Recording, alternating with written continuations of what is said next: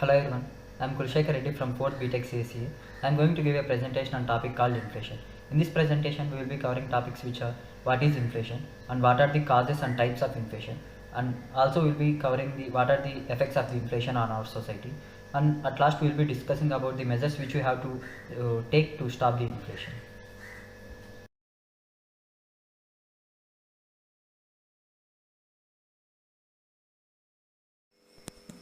Inflation is sustained increase in general price level of goods and services in an economy over a period of time. This means that as inflation occurs, the purchasing power of a unit of currency decreases, resulting in an increase in the cost of living. Inflation often measured using an inflation index such as consumer price index, which tracks the changes of price of a basket of goods and services commonly consumed by the households. Now let us see the causes of inflation, which are increase in money supply, higher production costs, increase in demand, decrease in supply, import prices and expectations. Now let us see in detail about each one of the causes. The first one is increase in money supply. When the central bank increases the supply of money in economy, it can lead to an increase in inflation. This is because an increase in the money supply leads to an increase in demands of goods and services, which can drive up the prices. And the next one is higher production costs. If the cost of producing goods and services increases, producers may pass on these costs to the consumers in the form of higher prices.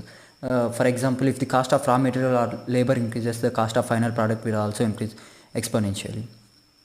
And the third one is increase in demand. When the demands for goods and services increases, it can lead to an increase in prices. This can occur if there is an increase in consumer spending or if there is a government spending or investment. And the next one is decrease in supply. If the supply of goods and services decreases, it can lead to an increase in prices. This can occur due to factors such as natural disasters, trade restrictions or disruptions in any supply chain. And the next one is import prices. If the prices of import goods and services increases, it can lead to an increase in the prices of domestically produced goods and services. This is because producers may need to increase their price in order to cover the higher costs of inputs. And the last one is expectations. If the customer and consumers and producers expect prices to increase in the future, they may just adjust their behavior accordingly. For example, consumers may start buying more goods and services in order to avoid paying higher prices later, and producers may increase their prices in anticipation of higher cost before itself. These expectations can become self-fulfilling and which leads to the higher inflation automatically. And the next one is types of inflation, which are of demand pull, cost push and built-in. First one is demand pull inflation.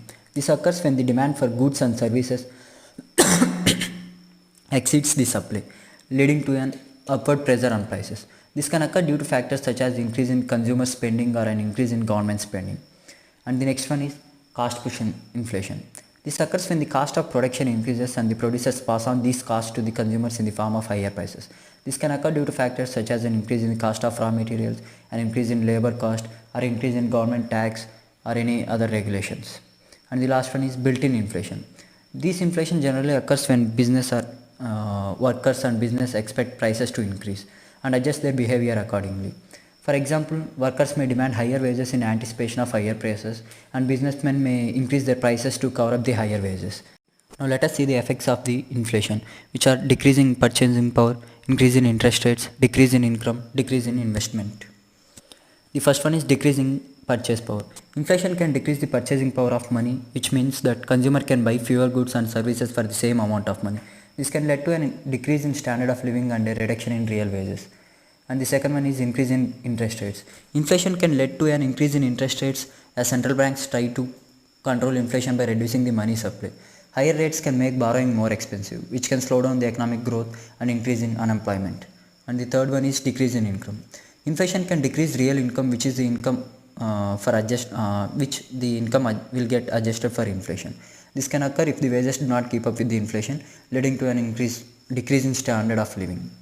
And the last one is decrease in investment. Inflation can decrease in investment because it can lead to an uncertainty and instability of the economy. This can make it difficult for businessmen and individuals to plan and invest for the future, leading to lower economic growth and reduced job opportunities. Overall, inflation can have negative impact on economy and society if it is not managed properly. It can lead to a decrease in purchasing power, or increase in interest rates, decrease in income, and a decrease in investment, among other effects. Therefore, it is vital for policymakers to make measures to control inflation and maintain price stability in the economy. So, how to control this inflation? There are two ways for controlling the inflation, which are monetary measures and fiscal measures. So, let us see in detail about them. The first one is monetary measures. Monetary measures are actions taken by the central bank to control the money supply and interest rates. These measures include increasing and reserve requirements for banks, raising interest rates, and selling government securities by reducing the money supply and raising interest rates. The central bank can reduce the demand and slow inflation. And the second one is fiscal measures. Fiscal measures are actions taken by the government to control inflation through changes in taxation and government spending. These measures include increasing taxes, reducing government spending, and reducing subsidies. By reducing demand through lower government spending and higher tax, the government can reduce inflation through this measure. Both monetary and fiscal measures have their own advantages and disadvantages, and the choice of which measures to use depends on the specific economic situation which we are in.